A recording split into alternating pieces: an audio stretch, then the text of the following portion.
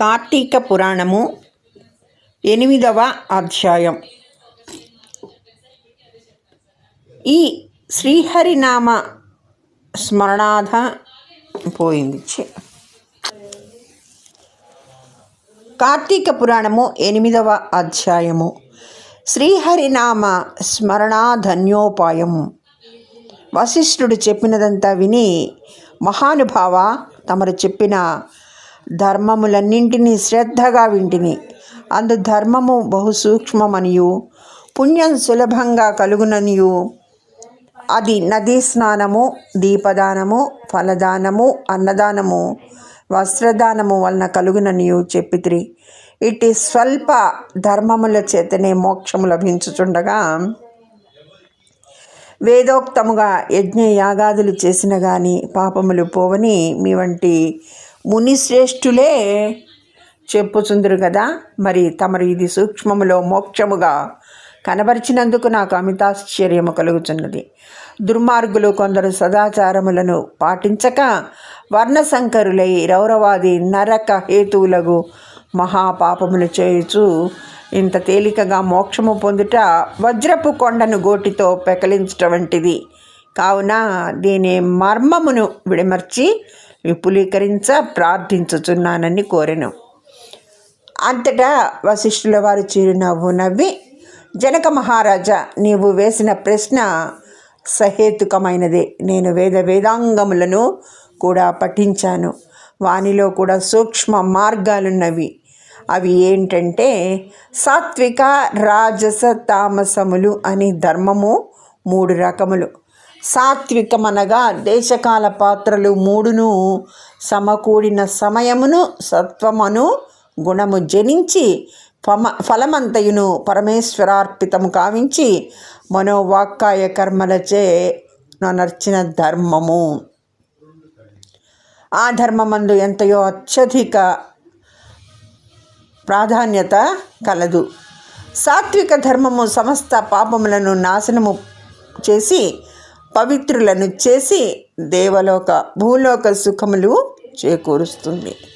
ఉదాహరణకు తామ్రవర్ణ నది సముద్రమున కలియు తావునందు స్వాతి కార్తెలో ముత్యపు చిప్పలో వర్ష బిందువు పడి దగ మెరిసినట్లు ముత్యమగు విధంగా సాత్వికత వహించి సాత్విక ధర్మం ఆచరించు గంగా, యమున, గోదావరి, కృష్ణ నదుల పుష్కరాలు మొదలగు పుణ్యకాలములందు దేవాలయముల యందు వేదములు పఠించి సదాచారుడై కుటుంబీకుడై బ్రాహ్మణునకు ఎంత స్వల్పదానము చేసినను లేక ఆ నదీ తీరమందున్న దేవాలయంలో జపతపాదులు అనరించినను విశేష ఫలమును పొందగలరు. రాజస ధర్మం అంటే ఫలాపేక్ష కలిగి శాస్త్రోక్త విధులను విడిచి చేసిన ధర్మం.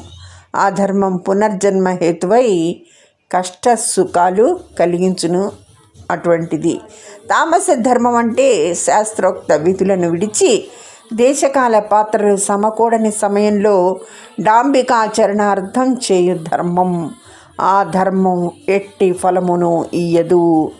దేశకాల పాత్రము సమకూడినప్పుడు తెలిసి కానీ తెలియక కానీ ఏ స్వల్ప ధర్మం చేసినా కూడా గొప్ప ఫలమునిస్తుంది.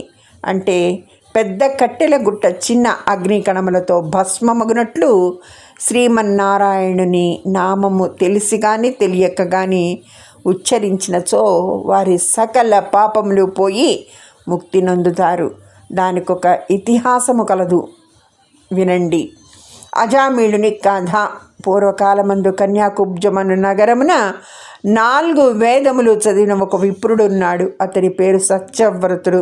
అతనికి సకల సద్గుణ రాశియగు హేమవతి అను భార్య కలదు. ఆ దంపతుల అన్యోన్య ప్రేమ కలిగి అపూర్వ దంపతులని పేరు పొందారు. వారికి చాలా కాలానికి లేక ఒక కుమారుడు పుట్టాడు. వారు ఆ బాలుని అతి గారాభముతో పెంచారు. అజామిళుడని నామకరణం చేశారు. ఆ బాలుడు దినదిన ప్రవర్ధమానడగుచు అతి గారాభంతో పెద్దలను కూడా నిర్లక్ష్యంగా చూస్తూ దుష్ట సావాసములు చేయుచు విద్యను అభ్యసించక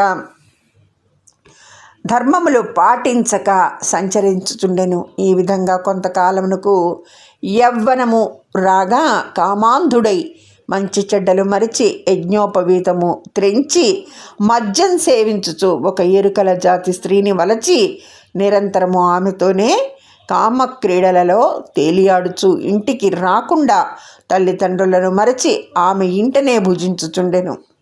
అతి గారాభము ఎట్లు పరిణమించినదో వింటివా రాజా? తమ బిడ్డలపై ఎంత అనురాగమున్నను పైకి తెలియపరచక చిన్ననాటి నుంచి అదుపు ఆజ్ఞలలో ఉంచకపోయిన ఎడల ఈ విధముగా జరుగును. కావున అజామీళుడు కులభ్రష్టుడు కాగా వాని బంధువులతనిని విడిచిపెట్టిరి. అందుకు అజామీళుడు రెచ్చిపోయి వేట వలన పక్షులను జంతువులను చంపుతూ కిరాత వృత్తిలో జీవించుచుండెను. ఒకరోజున ఇద్దరు ప్రేమికులు అడవిలో వేటాడుతూ ఫలములు కోయుచుండగా ఆ స్త్రీ తేనె పట్టుకై చెట్టెక్కి తేనె పట్టు తీయబోగా కొమ్మ విరిగి కింద పడి చనిపోయెను. అజామీళుడు ఆ స్త్రీపై పడి కొంతసేపు ఏడ్చి తర్వాత ఆ అడవి యందే ఆమెను దహనము చేసి ఇంటికి వచ్చెను. ఆ ఎరుకల దానికి అంతకు ముందే ఒక కుమార్తె ఉండెను. కొంతకాలమునకు ఆ బాలికకు కూడా యుక్త వయస్సు వచ్చింది. కామాంధకారము చే కన్ను మిన్ను కానక అజామీళుడు ఆ బాలికను కూడా చేపట్టి ఆమెతో కూడా కామ క్రీడలలో తేలియాడుచుండెను. వారికి 2 కొడుకులు కూడా కలిగినారు. 2 పురిటిలోనే చచ్చిరి.